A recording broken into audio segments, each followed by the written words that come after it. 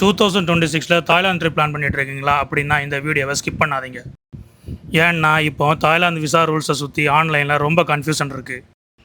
ஒருத்தர் ஒரு மாதிரி சொல்கிறாங்க, ட்ராவல் ஏஜென்ட் இன்னொரு மாதிரி சொல்கிறாங்க, யூடியூப் வீடியோஸ் வேறு மாதிரி சொல்கிறாங்க. ஆனால் அஃபிஷியல் அப்டேட் என்ன, ஏர்போர்ட்டில் என்னென்ன கேட்பாங்க, என்ன டாக்குமெண்ட்ஸ் ரெடியாக இருக்கணும், இந்த வீடியோ எல்லாத்தையும் சிம்பிள் தமிழில் எக்ஸ்பிளைன் பண்ணுறேன். நான் உங்களை பயமுறுத்த வரல, ஆனால் ஒரே ஒரு டாக்குமெண்ட் இல்லைன்னா எமிக்ரேஷன் ஆஃபீஸர் உங்களை சைடில் நிற்க சொல்லலாம்.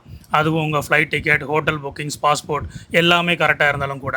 அதனால் இந்த வீடியோ முடியும் வரை பாருங்கள். கடைசியில் 30,000 பட்ஜெட்டுக்குள்ளே 5 நாள் பேங்காக் ட்ரிப் எப்படி போகலாம் அதையும் ஃபுல் பிரேக் டவுனாக நான் காட்ட போகிறேன்.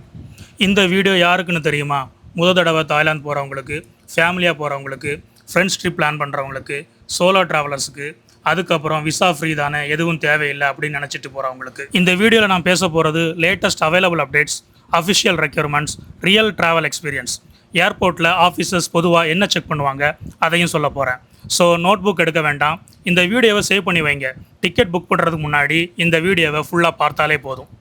சரி, முதல்ல 2026 தாய்லாந்து விசா அப்டேட் என்னன்னு பார்த்துடலாம். சரி, இப்போது எல்லாருக்கும் இருக்கிற முக்கியமான கேள்விக்கு வரலாம். 2026 இந்தியன்ஸுக்கு தாய்லாந்து போக விசா வேணுமா இல்லை விசா ஃப்ரீயா? இதில் தான் ஆன்லைனில் ரொம்ப கன்ஃபியூஷன் இருக்குது. அதனால் நான் ஒரு அட்வைஸ் சொல்கிறேன். டிக்கெட் புக் பண்ணுறதுக்கு முன்னாடி அந்த நாளுக்கான அஃபிஷியல் அப்டேட்டை கண்டிப்பாக செக் பண்ணுங்கள். ஏன்னா எமிக்ரேஷன் ரூல்ஸு எப்போ வேணும்னாலும் அப்டேட் ஆகலாம். ஒரு விஷயம் மட்டும் கிளியர், விசா இருக்கட்டும், விசா ஃப்ரீயாக இருக்கட்டும், ஏர்போர்ட்டில் எமிக்ரேஷன் ஆஃபீஸர் உங்களை என்ட்ரி கொடுக்கறதுக்கு முன்னாடி சில பேசிக் டாக்குமெண்ட்ஸை செக் பண்ணலாம். அதனால் டிக்கெட் மட்டும் இருந்தால் போதும்னு நினைக்காதீங்க. கொஞ்சம் ப்ரிப்பரேஷனாக இருந்தால் போதும், டென்ஷன் இல்லாமல் ட்ரிப்பை என்ஜாய் பண்ணலாம். முதல்ல பாஸ்போர்ட். இது பேசிக்காக எல்லாருக்கும் தெரியும். ஆனால் பாஸ்போர்ட் வேலிடிட்டி குறைஞ்சது 6 மாதம் இருக்கணும். இன்னொரு விஷயம், பாஸ்போர்ட் டேமேஜாக இருந்தாலும் சில நேரங்களில் ப்ராப்ளம் வரலாம். அதனால் பாஸ்போர்ட் கவர் நல்லா இருந்தாலும் உள்ள பேஜஸ் கிழிஞ்சிருக்கா, வாட்டர் டேமேஜ் இருக்கா, ஃபோட்டோ கிளியராக இருக்கா ஒரு தடவை செக் பண்ணிக்கோங்க. அடுத்தது ரிட்டன் டிக்கெட். இது ரொம்ப இம்பார்ட்டன்ட். எமிக்ரேஷன் ஆஃபீஸர் நீங்கள் எப்போ இந்தியா திரும்ப போகிறீங்கன்னு கேட்கலாம். அதனால் கன்ஃபார்ம்ட் ரிட்டன் டிக்கெட் ரெடியாக வைங்க. மொபைலில் மட்டும் இல்லை, ஆஃப்லைன் பிடிஎஃபாக டவுன்லோட் பண்ணி வைங்க. இன்டர்நெட் இல்லாத நேரத்தில் கூட அது யூஸ்ஃபுல்லாக இருக்கும். இன்னொரு இம்பார்ட்டன்ட் விஷயம், தாய்லாந்து போகிற எல்லாருக்கும் தெரிஞ்சிருக்க வேண்டியது தாய்லாந்து டிஜிட்டல் அரைவல் கார்டு, அதாவது டிடிஏசின்னு சொல்லுவாங்க.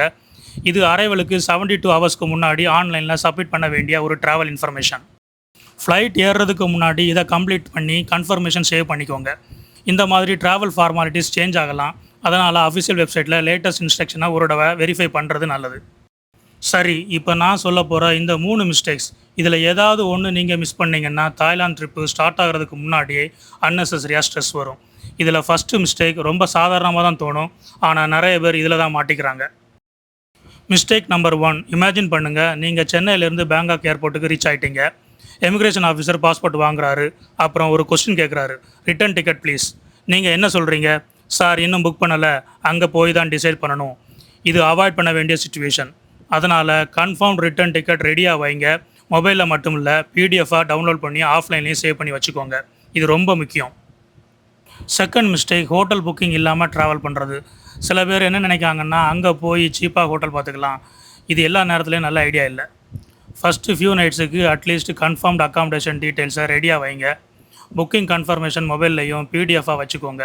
இதை எமிக்ரேஷன் ஆஃபீஸர் கேட்குறதுக்கு நிறைய வாய்ப்பு இருக்குது. ஆனால் இந்த நெக்ஸ்ட் மிஸ்டேக் ரொம்ப டேஞ்சரஸ். 3வது மிஸ்டேக், இதை நிறைய பேர் ஓவர்லுக் பண்ணுறாங்க. எமிக்ரேஷன் ஆஃபீஸர் சில நேரங்களில் உங்கள் ட்ரிப்புக்கு போதுமான மணி இருக்கா அப்படின்னு சொல்லிட்டு ப்ரூஃப் கேட்கலாம். அதனால் லேட்டஸ்ட் ரெக்யூர்மெண்ட்டுக்கு ஏற்ப தேவையான ஃபண்ட்ஸ் இருக்கணும். கேஷு, இன்டர்நேஷ்னல் டெபிட் கார்டு அல்லது வேறு அக்செப்டபிள் ப்ரூஃப். என்னென்ன வேலிடுன்னு ட்ராவல் பண்ணுறதுக்கு முன்னாடி அஃபிஷியல் அப்டேட்டை செக் பண்ணுங்கள். ப்ரிப்ரேஷனாக இருந்தால் அன்னெசரி டிலேயை அவாய்ட் பண்ணலாம். நான் பர்சனலி ரெக்கமெண்ட் பண்ணுறது, எல்லா டாக்குமெண்ட்ஸையும் பிரிண்ட் அவுட் எடுத்துகிட்டு போகிறத விட கூகுள் டிரைவில் ஒரு ஃபோல்டர், ஃபோனில் ஆஃப்லைன் காப்பி, இமெயிலில் ஒரு காப்பி, இந்த 3 இடத்துல பேக்கப் வைங்க. ஃபோன் ஸ்விட்ச் ஆஃப் ஆனாலும் இன்டர்நெட் ஸ்லோவாக ஆனாலும் உங்களுக்கு டென்ஷன் இருக்காது. ஓகே, இப்போ டாக்குமெண்ட்ஸ் எல்லாம் ரெடி, மிஸ்டேக்ஸையும் அவாய்ட் பண்ணிட்டோம். இப்போ இம்பார்ட்டன்ட் கொஸ்டின், எவ்வளோ பட்ஜெட் எடுத்துகிட்டு போகணும்? 50,000 வேணுமா? 40,000 இல்லை 30,000க்குள்ளே முடிக்க முடியுமா? ஃபுல் கால்குலேஷனை பார்த்துடலாம். சரி, இப்போ நம்ம எல்லாருக்கும் பிடிச்ச டாபிக் வந்தாச்சு, பட்ஜெட். தாய்லாந்து போகணுன்னா குறைஞ்சது 1 லட்சம் ரூபாய் வேணும்னு நிறைய பேர் நினச்சிட்டு இருக்காங்க. உண்மையை சொல்ல போனால் சீசன், ஃப்ளைட் ஆஃபர், ஹோட்டல் சாய்ஸை பொறுத்து தான் பட்ஜெட் மாறும். ஆனால் ஸ்மார்ட்டாக பிளான் பண்ணிங்கன்னா ஒரு ஷார்ட் பேங்காக் ட்ரிப்பை சுமார் 30,000 to 35,000க்குள்ளே முடிக்கிறதுக்கு நிறைய வாய்ப்பு இருக்குது. ஆனால் அந்த மணி எங்கே போகுது? முதல்ல ஃப்ளைட்டு. சென்னை, பெங்களூரு, கோயம்புத்தூர் மாதிரி சிட்டியில் இருந்து பேங்காக்கு அட்வான்ஸாக நீங்கள் புக் பண்ணிங்கன்னா ஆஃபர் கிடைக்கும்போது டிக்கெட் காஸ்ட்டு நல்லாவே குறைக்கலாம். பீக் சீசனில் ரேட்ஸ் அதிகமாக இருக்கும். அதனால் டேட்ஸ் ஃப்ளெக்சிபிளாக இருந்தால் நிறைய சேவ் பண்ணலாம். அடுத்தது ஸ்டே. பேங்காக்கில் budget hotels, hostels, service apartments எல்லாமே இருக்குது. ஏர்லி புக்கிங் பண்ணிங்கன்னா நல்ல டீல்ஸ் கிடைக்கும். லக்ஸரி ஹோட்டல்ஸ் வேண்டாம்னு நீங்கள் முடிவு பண்ணிங்கன்னா ஸ்டே எக்ஸ்பென்சஸை நிறையா கண்ட்ரோல் பண்ண முடியும். அப்புறம் ஃபுட்டை பற்றி நீங்கள் கவலைப்படவே வேண்டாம். தாய்லாந்தில் ஸ்ட்ரீட் ஃபுட் கல்ச்சர் ரொம்ப ஃபேமஸ். இந்தியன்ஸுக்கு பிடிக்கிற வெஜிடேரியன் ஆப்ஷன்ஸும் கிடைக்கும். லோக்கல் ரெஸ்டாரண்ட்ஸை ட்ரை பண்ணிங்கன்னா ஃபுட் பட்ஜெட்டையும் ரொம்ப கண்ட்ரோல் பண்ண முடியும். டிரான்ஸ்போர்ட்டுக்கு அதிகம் செலவாகாது. பிடிஎஸ் ஸ்கை ட்ரெயின் இருக்குது, எம்ஆர்டி இருக்குது, போட் இருக்குது, சில நேரங்களில் கிராப். இதை மிக்ஸ் பண்ணி நீங்கள் யூஸ் பண்ணிங்கன்னா சிட்டியை ஈஸியாகவே எக்ஸ்ப்ளோர் பண்ணலாம்.